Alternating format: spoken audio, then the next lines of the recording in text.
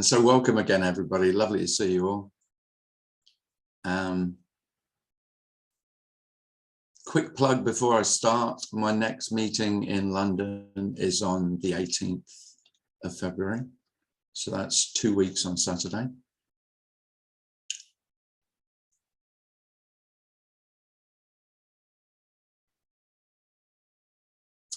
And I'm in Asheville on the 27th, 28th, 29th of April.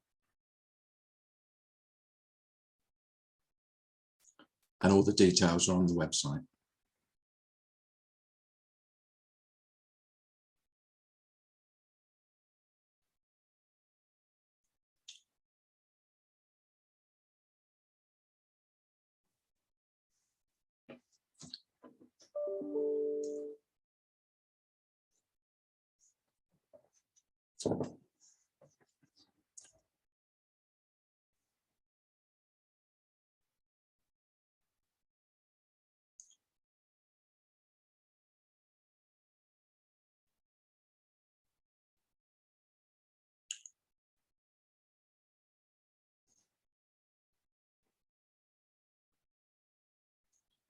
So this non-duality malarkey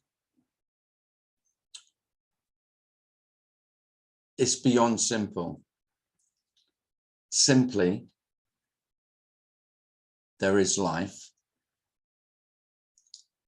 There is only life. But there is no one who has a life. That's the illusion of separation, that you have a life and I have a life. A tree has a life.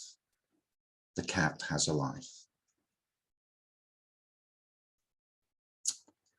And with that illusion that there are separate lives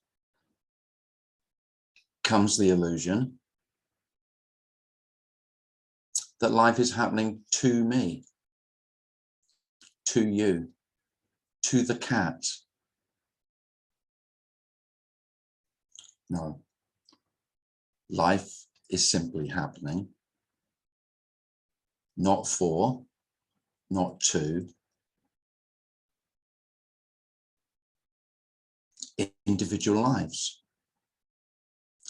That doesn't mean that it doesn't appear, it doesn't look like individual lives, separate beings, but there is no ownership of those separate beings. So you don't have to tell this to the cat. The cat already doesn't know. But what you are suffering under is the illusion that you do. So I am is the illusion of knowing. And the core of that illusion is I know I am. This being knows itself.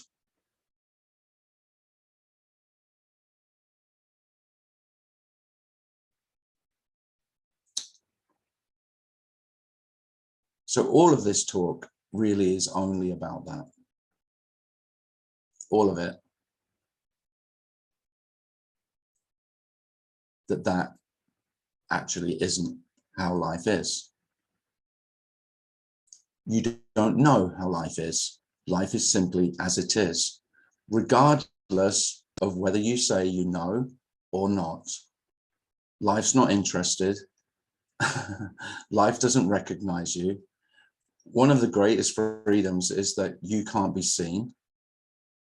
Nobody's interested in you other than the other yous. Well, your cat is vaguely interested in you, but only because you feed it and you stroke it occasionally. But that's you as a human being, not you.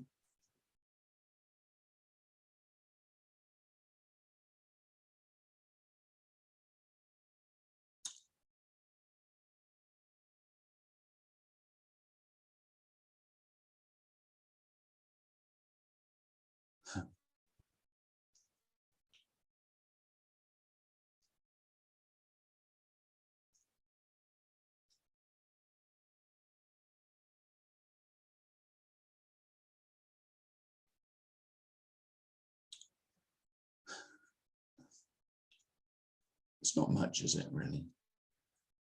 It's not really a big deal.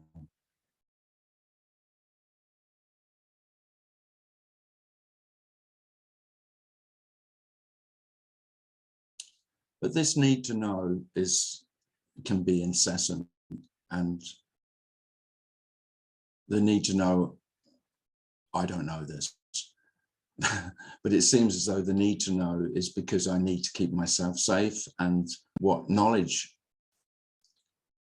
the illusion, the lie that knowledge says to me, I say to myself that knowledge will keep me safe. Understanding will help me.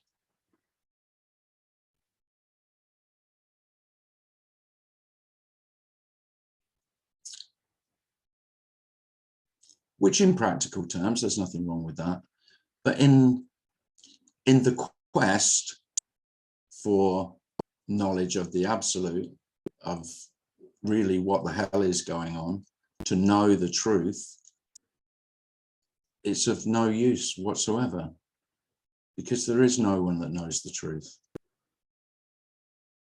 One of the most liberating things of life just happening is that it's very obvious that everyone who has ever said, all of them, all of the masters, all of the great teachers, know no more about life than you or I. How could they? They were just being life, just like the rest of us. And that there is such an equality in that isn't the only reason I might talk about this as unconditional love, but that's a big part of it. The fact that there aren't any, no one is higher. Yeah, some human beings have more knowledge. That doesn't make them closer to the truth. Some have greater clarity, greater understanding, greater beauty, greater wealth, greater talent. But essentially, it's all empty, all of it.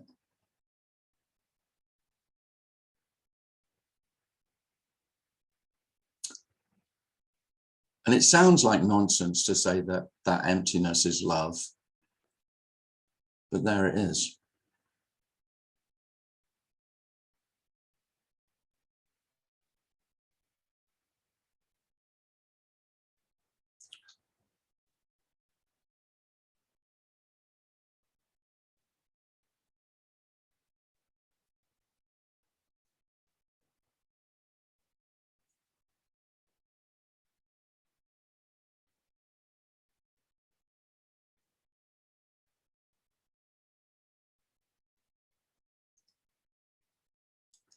If it becomes obvious that all of your learning, all of your knowledge and understanding has counted for nothing, that can feel really devastating. But that is the liberation that we're speaking of. It's not what I wanted. I wanted more understanding. I didn't want it all shot to pieces. I didn't want it burnt to ashes. I didn't want all my hard work to count for nothing. But I think, I mean, if you've come to this meeting or any other meeting, you already know that. It's really obvious at some level. But because you've tried so hard, because self has been on this quest, don't expect that illusion that knowledge would bring you closer to die easily, to fall away without a fight, to give out without kicking and screaming. I mean, it could do, but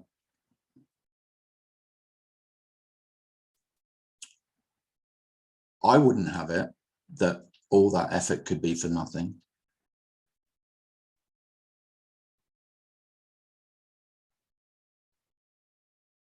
But if you've been with anyone who's dying or died, then that can be really starkly obvious.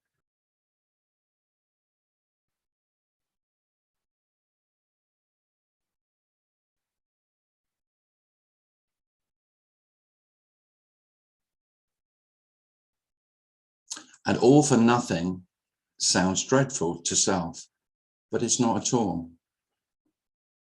That's the liberation we're speaking of, for what it's worth. And I'll tell you what it's worth nothing.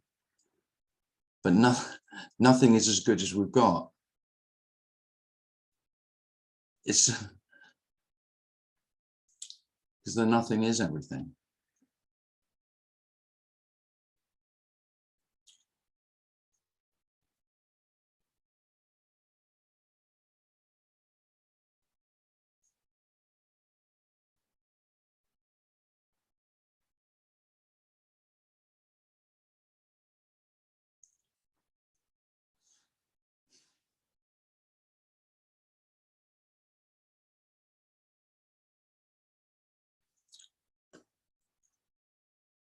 Catherine.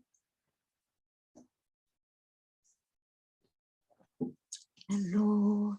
Yes, and what's the use of that knowledge every time, every night in deep sleep? No need for any of the knowledge. No. It's the hell of carrying knowledge.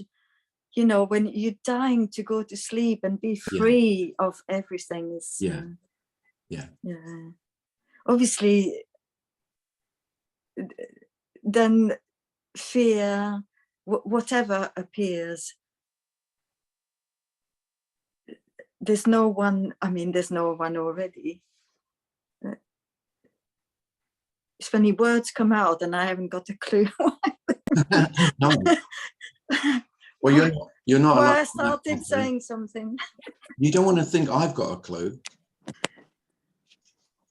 I mean, I think that's probably the biggest fallacy of all, that you hear people speak of this. Whoever's speaking of this, they've sorted it out. No. The only way you could speak of this, the sense I have, the sense here, is that the only way you can speak about it is if it's obvious that no one's got a clue.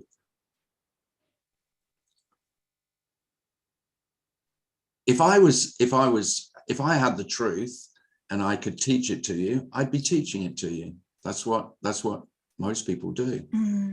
You know, there's thousands of spiritual teachers will tell you they know the truth and they know the way to it. They know the way you can get there. Yes, and again, back to deep sleep. Doesn't matter if there's truth or lies. Well, there's so much truth in sleep, and of course the greatest truth in sleep is that you know nothing. Yes. Well, it's not that you know nothing, there just is nothing. I mean, what there can is you nothing. What can you say about deep sleep other than you long for it? Yes. And you love it. Yes. I don't know anyone who doesn't love sleep. I don't mean dream sleep. I mean the emptiness. The blackout. Yeah. The non-existence. No, yes, that's right. Yeah. Thank you. Oh, you're welcome.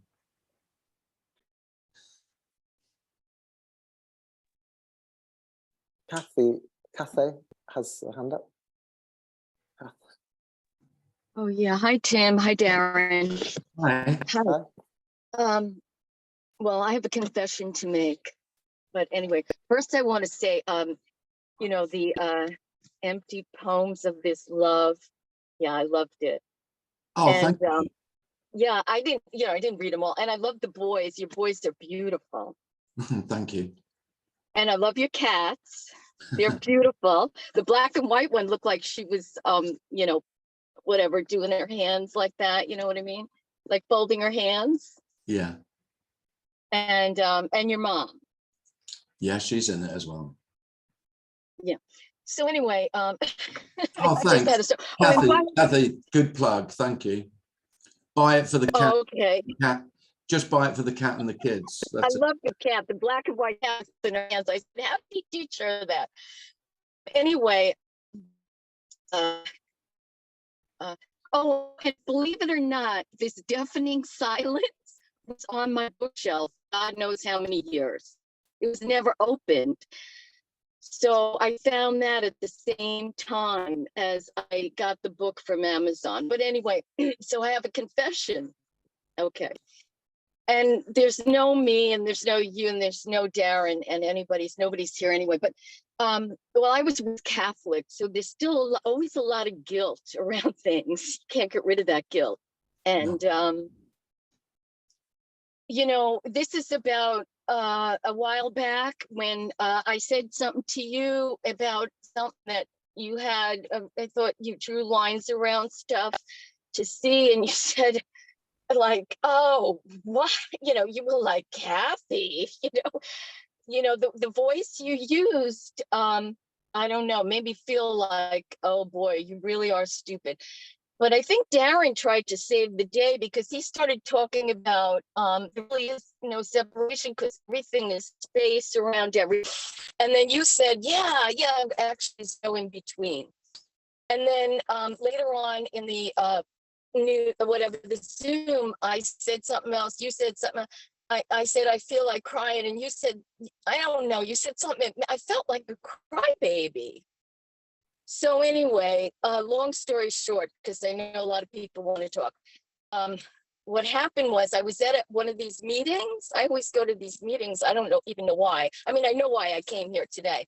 And I told the whole group of people, you called me pathetic.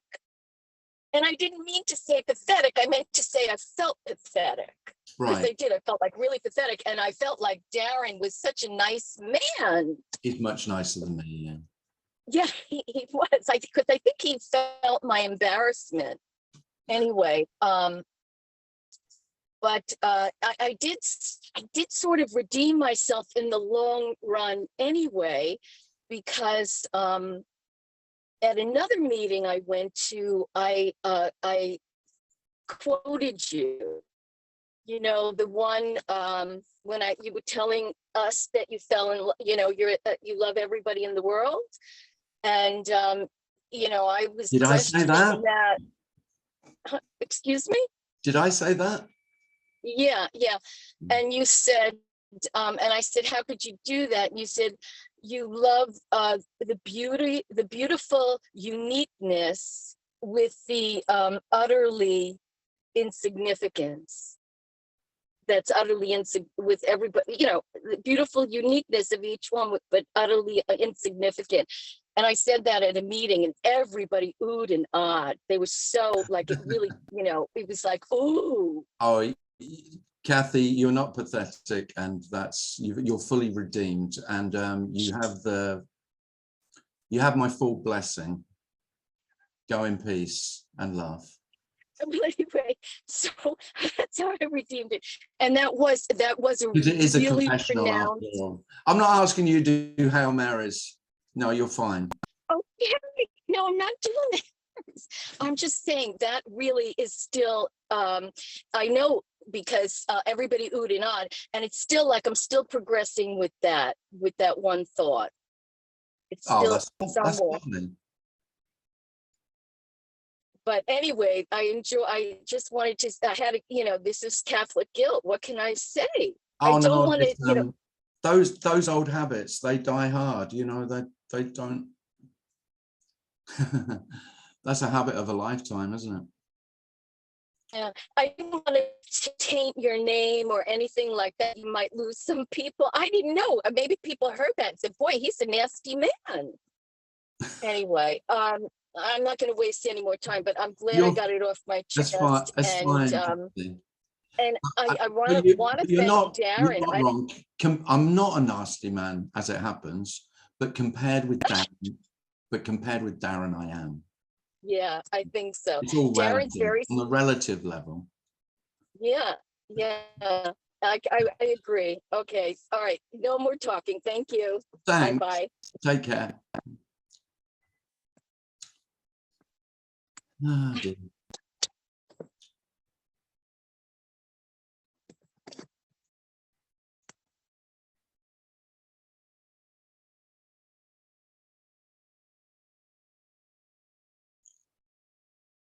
Feel free to ask any questions or share anything if you'd like to. This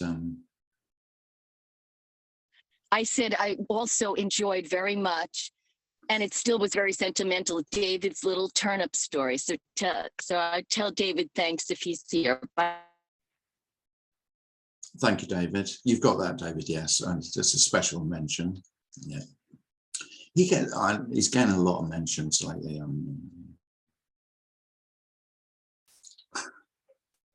Oh, I do love that Scottish David. Yeah, all right.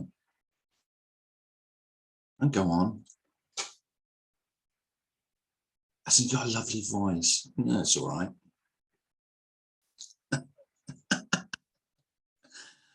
Oh, he's so well read. Yeah, I know. He is.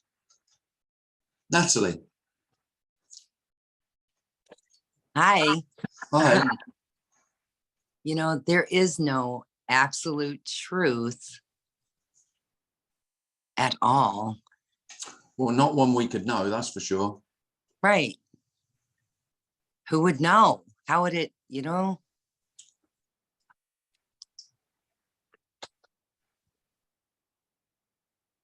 Unless it's just what is. You know, I think maybe that's the only absolute truth there is. Yeah. Well, you could say that, but then that's not really a truth. This is too obvious to be a truth. Yeah. Oh, okay. A truth has to be kind of hidden. Well, you know, it's not that it has to be hidden, but you have to be able to name the truth, you know. And of course, there has to be things that are false in order for there to be the truth. True. You know, False. truth only exists with falsehood. Yeah. And It's good. that's where self is obsessed with that. You could say most selves are obsessed with true and false. We're very highly indoctrinated with that from an early age. Yes. You know, Right. when children live in their own little fantasy world and they tell you what they're doing, you know, imaginary friends, for example, or just living in some beautiful fantasy, especially if the real world is not very pleasant, then children are more likely to do that. The adults will soon want to crush that because it's not true. Isn't that just a fantasy of theirs, though? Like, how could they crush it? You know?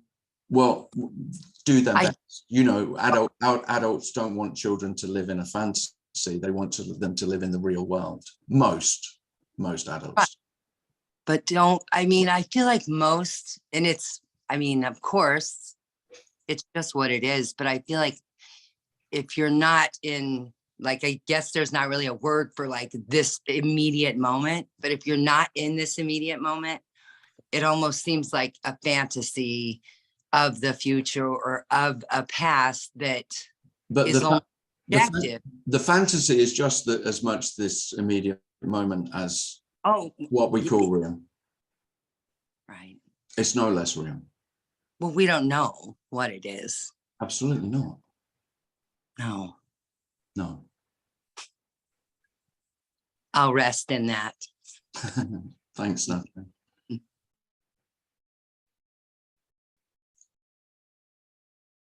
Hadar has his Hadar. hand up. Yeah.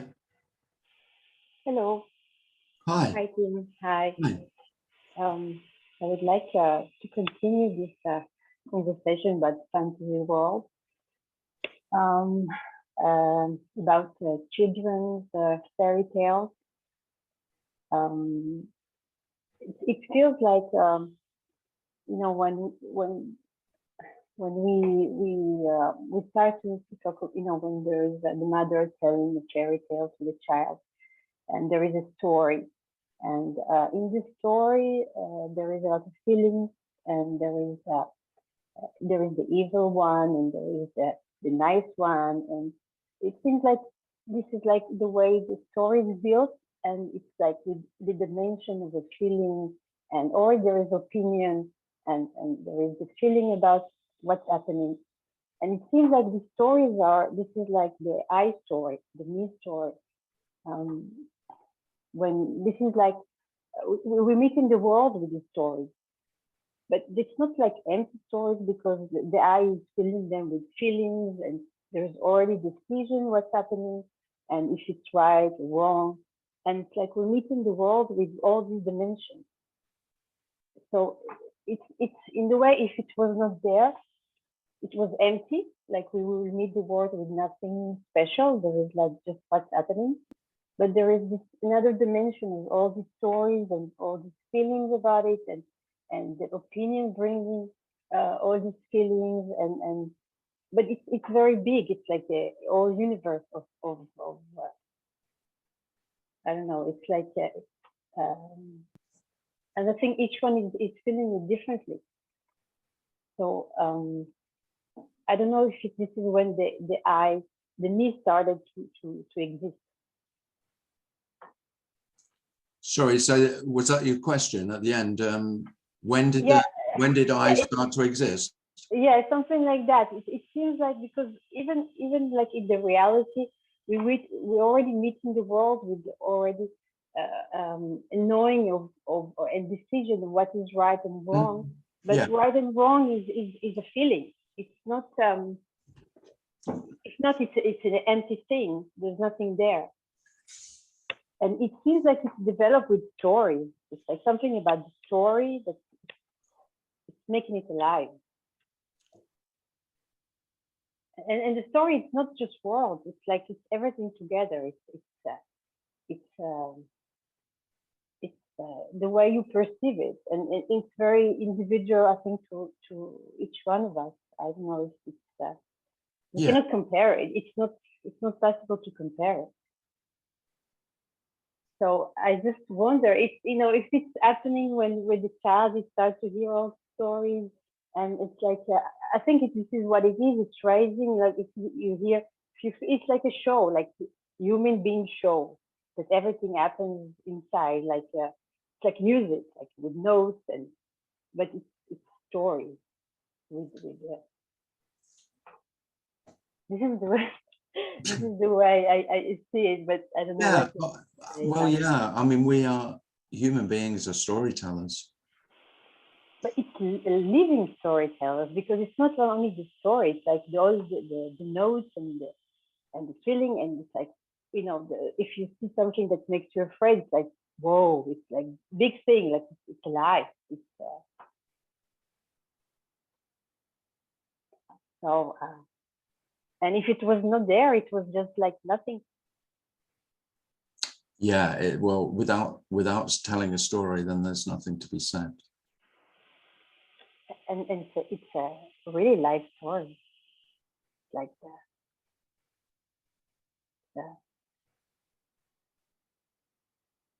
that's it. It's just funny. Yeah. Mm. I will say that, I mean, I don't find that the stories, there are some people who speak about this, or you will and may have heard that the stories are a problem, that you're in the story. Oh, you're just telling another story, and there's no problem with stories. What else do we have? Yep, some people living it is a problem because it feels like suffering. The suffering is also Yeah. Oh, yeah. story. A lot of people you speak to, their main story is the story of their suffering. Yeah. That's a very common story. Oh, probably the most common of all, actually. When you complain, it's not only complaining, but there is like a whole dimension of suffering behind it. So the words are coming with some kind of energy of suffering. Like if you say, I don't like it, it's not just I don't like it. I don't like it, and there is a suffering behind it. It's with the energy of, I know the energy of suffering. Yeah.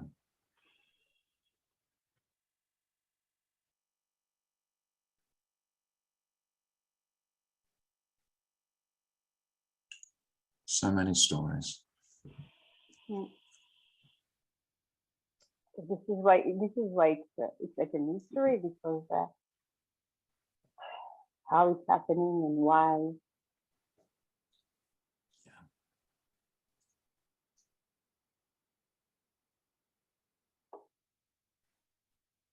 Okay. Thanks, Ada. Thank you.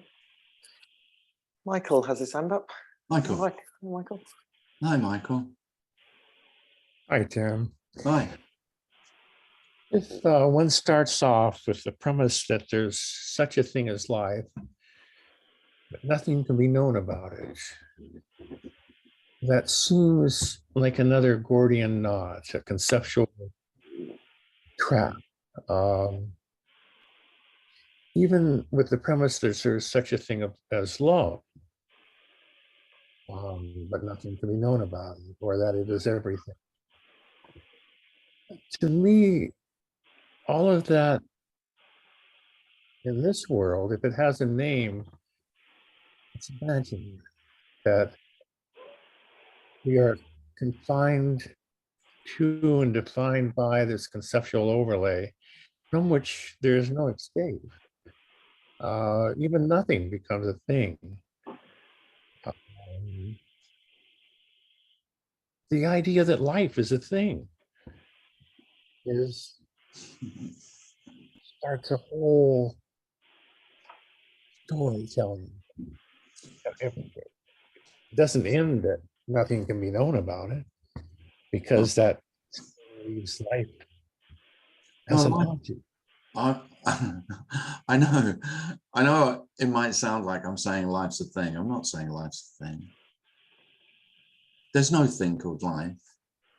It's I just lost for words. So what are we going to call this that isn't a thing? Life that isn't a thing. So I say this, or I say life, or I say what's happening. What's happening isn't a thing. Life isn't a thing. Love isn't a thing.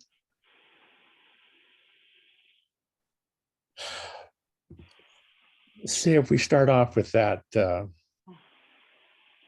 naming of an object, it becomes substantial. It becomes,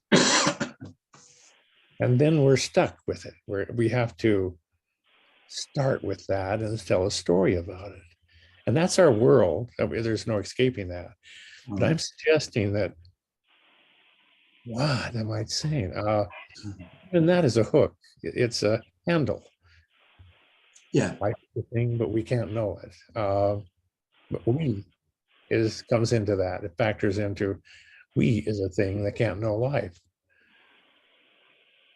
It's I don't know what I'm trying to say here. Well, really, we can't. I mean, the whole notion of knowing, all of it for me, it is just completely illusory. I mean, the greatest the greatest lie of all is that I know what I know and I know what I don't know. And I know not knowing. So I say not knowing, and then people accuse me of knowing not knowing. I went, no, I'm using not knowing to say I don't fucking know. I don't mean I know that I don't know. I mean I don't know.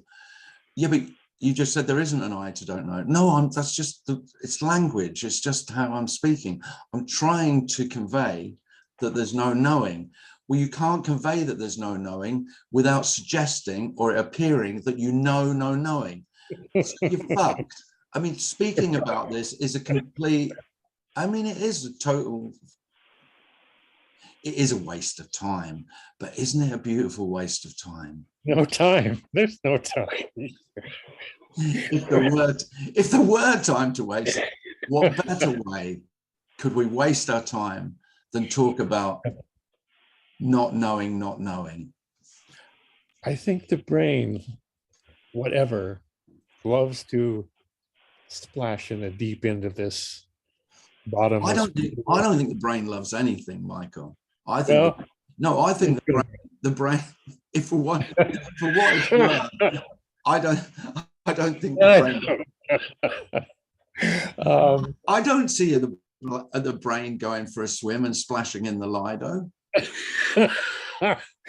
So if this enjoyment, this peace, this whatever it is, this camaraderie, I don't call it love. I know when I know someone, if I see Darren's face, I get a warm rush. You're I not the had only one. a short while before this happened. I see people I recognize here, and the rush comes. That seems to be the joy of simply being. I love being human. I love this human experience, the rawness of it, the unpredictable quality of being. But I don't call it a name, love or emptiness, or No, I don't know.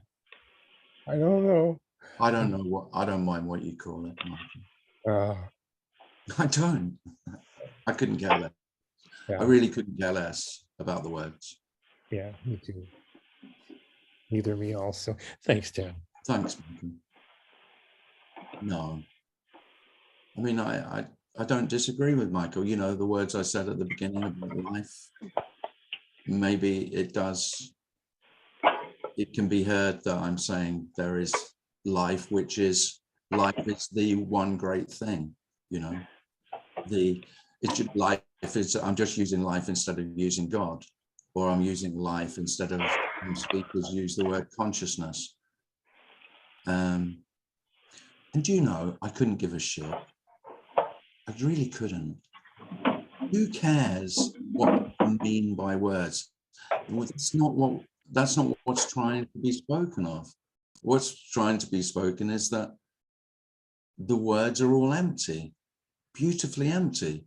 And so in the emptiness of words, there's freedom to use the words and freedom to hear the words without, by empty, I mean empty of meaning, of significance, of what they actually, so I know they're meant to stand for something, but they don't. They don't. How beautiful. It's just birdsong, human twittering. You know, I never forget the first time I saw a clip of Yuji Krishnamurti swearing at somebody and just going, why are you fucking hanging on my every word? This is no more than a dog barking. And I don't know why, but I thought there was just this resounding yes. Of course, human beings speaking, dog barking, no difference.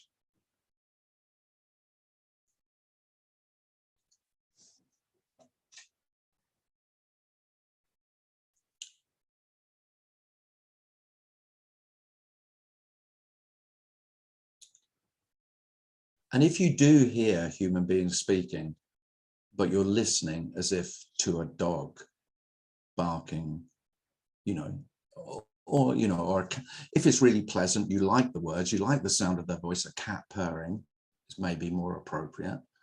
It's as significant as a cat purring. How beautiful. And if you don't like it, and the voice is aggressive and the words are aggressive, then it's like a dog snarling. But no more meaningful than that.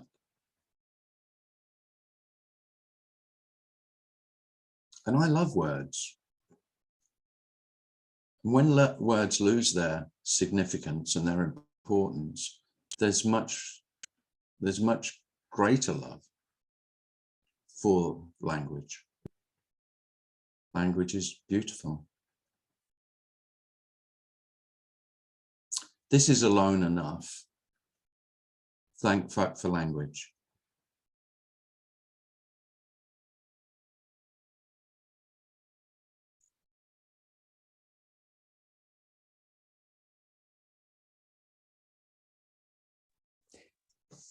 And yet words carry something across this great imaginary gap between us, this simpatico, this,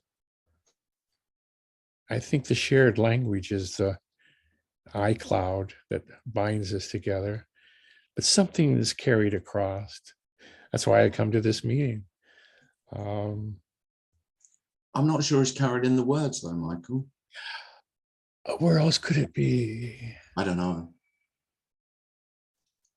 I'm just saying I don't know. Yeah. There's something something palpable in human relationships. Yeah, there is. Maybe it's our loneliness that's assuaged for a moment. Our aloneness, our own ultimate aloneness is soothed for a moment. I don't know. Yeah. But it's very pleasant listening to people laugh and giggle.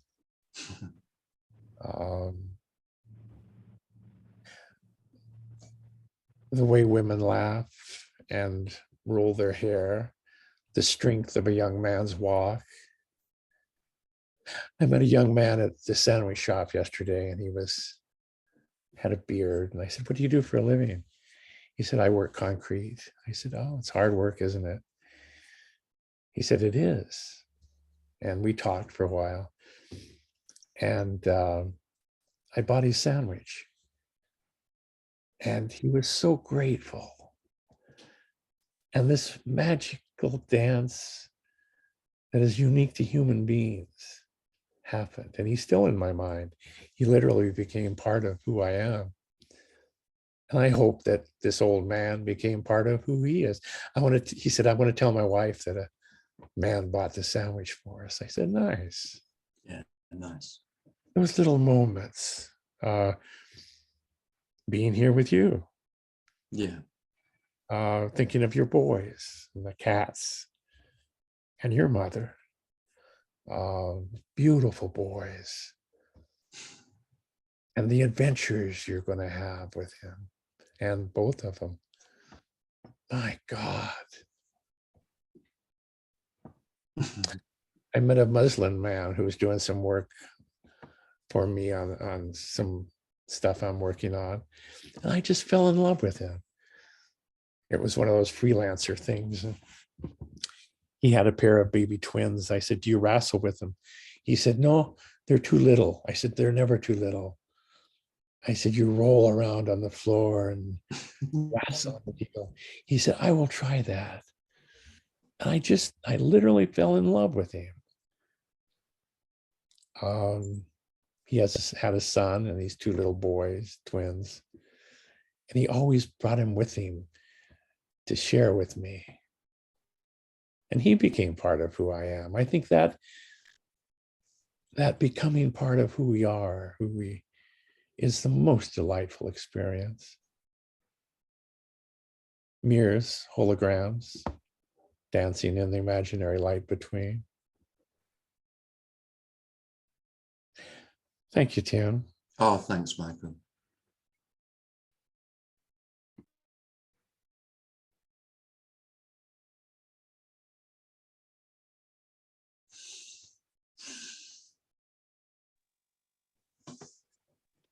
Tim, it's Karen. Hi, Karen. Hi. For some reason, I couldn't figure out how to raise my hand, so I'm sorry, Darren, about that. He'll let you remember he's nice. Right, he's the nice one. I gathered that, yeah. I just noticed it was kind of funny. I thought to myself, oh, I can't follow Michael Markham. I mean, I have his book and he's... Oh, no, I think you can. So I'm just laughing at myself. Are you saying he's a tough act to follow? Yes. Yeah. Yes. His expression of, well, I'll just call it love, is just pretty beautiful. But yeah, he says he doesn't speak about love. Don't believe him. I know. Don't believe a word he says. It's all shit. I heard him say that, and yet that's how it feels. Yeah, And exactly. you, I don't know, the way that love comes, through this is, through you. I've been watching you, now for about 9 months, but I noticed just today, it was funny. I was eating popcorn while I was listening to you and Michael, and I was like, oh my God, this is like, I'm just enjoying the show. It's become such a casual thing. But Yeah. I wanted to ask you about something you said a long time ago. Right. And it's always made me curious. You had said that though this is a great medium for sharing, or whatever we want to call it, that if any of us could ever show up to a meeting, like be in person. And of course, I've listened a fair amount to Tony more in the past, and he seemed to say something similar, that there was an energetic, I don't know what, sharing or something. Yeah. I know you've also said that, I thought you said a couple Zoom meetings ago that you didn't really understand what that meant. No. Okay. Well, so this is, my question comes up because there's obviously something, I keep coming back to these Zoom calls with you, and it doesn't feel like there's an attempt to get anything. I'm just drawn every time. Yeah. And is that the kind of energy that is being talked about? I just didn't like to understand that. I get asked about energy quite a lot because Tony spoke about it so much. Right, and there's got to be a better word, but I just don't use the word because it doesn't. I mean, if I use the word resonate, which you could say, well, resonance, surely that's energetic, because that's a sound energy is resonating. You could say resonance is a word that implies energy, doesn't it? And a picking up of energy. But no, I never understood what Tony meant, and it didn't resonate with me, that word. So I just tend not to use it. And I'm very loath to even suggest that there could be more energetic transference or energetic resonance face to face than there is in a Zoom call like this, because I simply don't know that. But I do know that a lot of people say that there is. So that's the only thing I have to go on. And in my experience of being a seeker, I would have said the same thing. Right. But it doesn't mean anything, It's a bit like saying listening to recorded music or going to a live gig. That's the analogy for me. So where is the most energy? Is it in listening to recorded music on your sofa? Or is it at the live gig? That's great. That is, I mean, for me, that's the best analogy. Right. And that's really perfect for me. You used it perfectly because I'm from a family of musicians and who grew up in nightclubs. So I get that totally. So there you go. Then you know what I'm speaking about. Yes, I do. Because everyone loves listening to their favorite music at home, but it's not like being there with the musicians, is it? Right. Not. Yes. Yeah. And it's the same, it's good talking on the phone or a Zoom call to your friend, but it's not like sitting having coffee with them and having a hug and being face to face. We don't know why or how that works. You don't need to know. It's bloody obvious. Yes. All right. Well, thank you for clearing that up for me. And That's fine. I had told you once that I was a long time student of A Course in Miracles. Long time, I'll say by 30 years. Right. But there's a section, there's something in there that it's actually a section called Love's Attraction for Love. And that's a little what this feels like. It just feels like, being drawn to, love. I know we don't like to use that word or something, but it attracts itself to itself. And at some point the seeker in me just went, oh, fuck it, I'll just be drawn to whatever. Well, that's the wisest thing anyone could ever say. Just fuck it. Well, there you go. So so you have come, I guess, after I said fuck it, you showed up. So. Hey, don't think that's by chance, Karen. Yeah, no, I don't think it's by chance at all. Well, thank you so much. That was perfect. It's always great to see you and to laugh with you. Thanks, Tim. Thank you very much. Yeah. Nice. In the chat, Tim Ganay says, being with you in the same room space was absolutely amazing. So can vouch for that. Oh, who says that? Ganay. Oh, Ganay, yeah. Oh, yeah. Yeah, that was 2 weeks ago. Yeah, lovely. Sophie. Well, you've heard it. You've heard it. You've all got to fucking come now, haven't you? You've heard it. It's from the horse's mouth there, Karen. There it is. I'm not calling Gunay a horse. Thank you, Gunay. Thank you, Gunay. That was a good answer to my question. Yes, I'm gonna try. well, there you go. Try to make it to see you in San Francisco. I'm working on that one. Oh, lovely. Yeah. I can't wait to see you next time, Tim. Oh, thank you. Thank you. Sophie has a hand up. Hi, Sophie. Hi, Tim. Can you hear me? Yeah, fine. Yeah. Hi.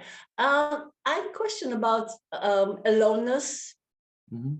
I think you're the only one who mentioned that. Generally, I'm not really sure. Well, apart from Michael Malcolm goes on about it quite a lot. just me and him, I think. So I wonder if, I don't know if you can say anything more about it, because I mean, it's quite an interesting topic, because I mean, there is all kind of aloneness, especially after a relationship breakup. So you can feel very alone, and aloneness, alone, like not move on, and you know, etc., which is an illusion anyway. And there's like some kind of aloneness, like, you know, I'm alone in this, you know, like alone in this in life. Or there can be like aloneness, like nobody can really look into me and be there with me, like whether there is a me or no me. I mean, nobody can look into me and, like, you know. Yeah. So. Well, you've said it all there, Sophie. That's good. I don't need to say anything else, do I? Okay, so we're done. You've done that for yourself there. No, yeah, that's fine. When I talk about aloneness, really,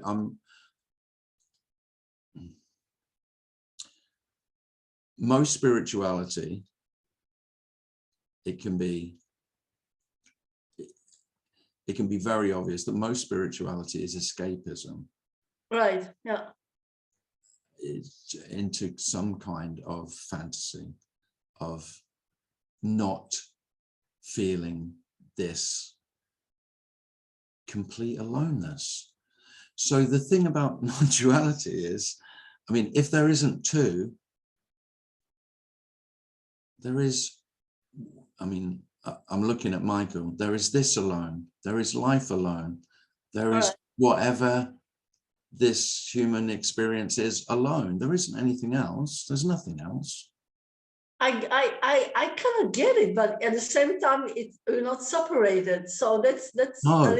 Now, yeah. so the one thing, so, and it is paradoxical because we've got these two words, we've got aloneness and we've got loneliness.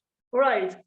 So I will say, this is liberation from loneliness, because I am the one who feels lonely, because I long to connect with the other, because I am separate, and there's all those other separates out there who I can connect with, so I won't feel quite so separate. Yeah, exactly. Yeah. Well, that's not how it is. It's really much worse than that.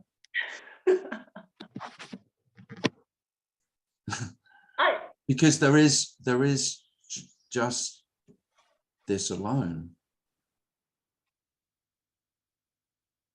In that sense, there is no escape, and it's the worst message that self could ever hear, having been on a escape plan for the last 45 years of how do I escape this aloneness. This is a complete impossibility of escape. There's no one. The reason I say it's a complete impossibility, there's no one to escape. Exactly, yeah. And there's nowhere to escape to. Yeah. Yeah. So that's when if I speak of aloneness, that's what I'm speaking of. Right, that's what you mean. Okay. Yeah. And that aloneness is one of the reasons I often say this is not what you want. Because all self really wants to do is become one with another. So whether there's another human being, another, yeah, an animal, or nature, or God, or higher power, or consciousness, or but I want to become one with. There is no one to become one with. Right. And there's no other to become that you could become one with either. Yeah. So you can't get more alone. By the way, it isn't anything new. Every human being knows this already. Yeah, I mean intuitively. You may not. It's, you know, there is a sense of children without a sense of self. A 2-year-old knows aloneness completely, but is not afraid of it because it doesn't have a sense of self that feels lonely and cut off. Yeah. There is only alone. And of course, alone, if you just break alone up, it does say all one as well. Yeah. I like words. That's good. It's like after the breakup, there was so much, like, it's a tremendous, like, feelings of loneliness and aloneness, which are, for me, I discovered that, like, loneliness would be like the feeling of really not being loved and cut off, and in a way disconnected, and as you said, like looking for to connect. Yeah. So I went through that really, and it was not easy, but it was also very, very interesting to go through that, to see it for what it is. Yeah. Running away, and Oh, no, it can be incredibly painful, though. Yeah, true. But it was the first time I didn't run away from it. So it became to be familiar, and at the end, it sort of resides. So that was interesting. Yeah. And the illness was different. It was really just different from loneliness. But I like how you talk about that, because there is no escape at the end, and we so much want to escape. And yeah, I think that's what sets this speaking in this way apart from all other. Yeah. You know, because, well, anything with a path is leading you somewhere else, isn't it? And somewhere to escape to. Yeah. That's what a path is, and there is no path. Yeah. Well, yeah. It's beautiful speaking to you. I really feel this. Thanks. It touches me. Thank you. Oh, thank you. Yeah. No, that's nice. Yeah. No, I have to. I mean, I don't want to big Michael up too much, but he was. I wasn't really speaking about the aloneness. I think I had said it a few times, but it's hard when you've never heard anyone else speak about it in this way. And I heard Michael say it, and I don't know. It's not quite so alone when someone else is saying how alone it is. Yeah. Thanks, Sophie. Michael has his hand up, actually. You're muted, Michael. Sometimes, well, almost every meeting, you bring up some thought that wants to go deeper. And I don't know quite how to say this, but this aloneness seems to be not only a human experience, but some driving force in sentient life. The very strong sexual urge for unification, and where we temporarily lose our aloneness in that moment, in that little death. Yeah. I'm wondering, there might be a connection between this aloneness and our compulsion to sexually gratify ourselves. I'm not quite sure if I'm being too no, I mean, no, that's Freud didn't get it all wrong. It's not all about sex, but yeah. No, but this drive to get rid of this aloneness, this seems to be connected to that compulsion to get together and unify. Again, it may totally be wrong, but it seems that there's a connection there. Probably. I don't know, but I thank you for bringing that up, or at least give me something to ferment about. No, and like I say, I thank you, because that was the, you could say, when this happened, the aloneness was the most palpable Mhm. of all. You know, that's really all I could say. And of course, the aloneness is the emptiness. It's emptiness is alone. So it's not like it's not I am alone. There is just aloneness. Yes. But it's not lonely. No. Thanks. Thanks, Mark. David. Hi, David.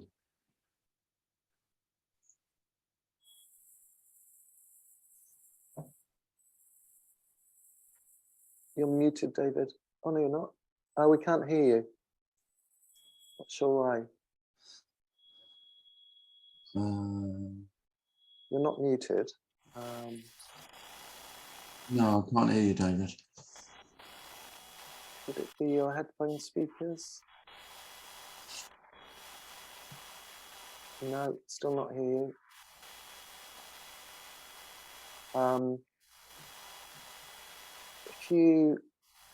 If you can see at the bottom near the mute button, there's a little arrow. There might be an option to choose. Do you hear me now? Yeah. Yeah, that's it. Okay, found the right mic. I just switched video cams, so Okay. that is where we are. But this beautiful subject, and particularly the way Michael has expanded on it, this aloneness, it's so infinite. It's not being shrunk to a single point. It's expanding the oneness, the reality of oneself, to the entire cosmos. Everything we bump into is I. It's an aloneness we cannot get away from. And yet, as has been pointed out, there's that temporary separateness that we accept in order to be drawn into the orbit of another. In total unity, there is no other. That's total aloneness. So this aloneness allows for taking on the role of father and husband and lover as a separate being. Something that most non-dualists would frown at, talking about the beauty of being separate. But in reality, it's that ability to take on the role of being the lover, being the one that's delighted at a child with dancing with a yellow ribbon, you know. This brings the beauty. The beauty is the differentiation of seeing, 50 faces here. 50 faces, 10,000 things in the world to delight us. Yeah. Yeah. And this is the total antithesis of aloneness. And yet it's all within that one reality. Yeah. That we are one. We are one and totally alone, and yet not separate from any. Thanks for bringing us up. Oh, thanks, David. That's beautiful. Yeah. Good to share with you, Tim. Yeah. Thanks, David. Lovely. Yeah.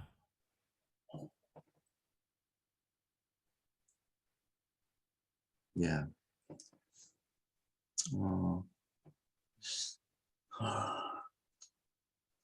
Lovely. David W has got his hand up. Me again. You've left it late. I have, but I wasn't going to contribute, actually. I think I've said enough over the years, haven't I? Over the years. But I like the previous take on the joys of duality or whatever, you know. And Yeah. it reminds me of, I'm struggling with this book just now, as I think I've told you. It's kind of about non-duality, but I'm not qualified in such things. But there's a quote that I'm using as the title, and with permission from Richard Sylvester. And I think it says what the previous speaker was very eloquently talking to. It's a very beautiful quote, and it's from a friend of Richard's who's now dead, actually. Love dreams differences where there are none. Oh, It's gorgeous, isn't it? I mean, it's just stunning. And it just, yeah. you know, David's nodding his head with that, and that is lovely. Sorry? David's nodding away. I mean, it's so beautiful. But it just echoes what David was saying. Yeah, and it's just so well put. And Richard's kindly given me permission to. I feel unworthy to use. Did you say you're using that as your title? The title of the book is Dreaming Difference. Dreaming Difference. But it's, yeah, we're running out of time here, but this business of art and non-duality, you know, it's very difficult to talk about. But, you know, artists, by definition, they take artistic license. Mm-hmm. And the notions of things being purely non-dual as an artist is just, well, I'm not up to it. No, I get that. Anyway, I thought I would make that brief, and but it's a beautiful quote. Oh, that is beautiful. Thank you, David. Okay, well, thanks. Sorry for keeping you up. No, you're all right. Okay, thank you. Love dreaming difference. Well, that's a good note to finish on. Even though there is no love, no thing called love. That's a nod to Michael. Love dreaming difference is fucking beautiful. There we go. Thanks very much for coming, everybody. Been a pleasure as always. Lovely to see so many of you. Thanks, Darren. Yeah, it was beautiful. Thank you. Thanks, Tim. Thanks, yeah, Darren. no, you're really welcome. Thank you, Tim. Bye-bye. Thanks, Thank you. Thank you. Cheers. Wonderful. Thank you. Thanks. Bye-bye. Bye. Be well, Ellen. Be well. Mm. Okay.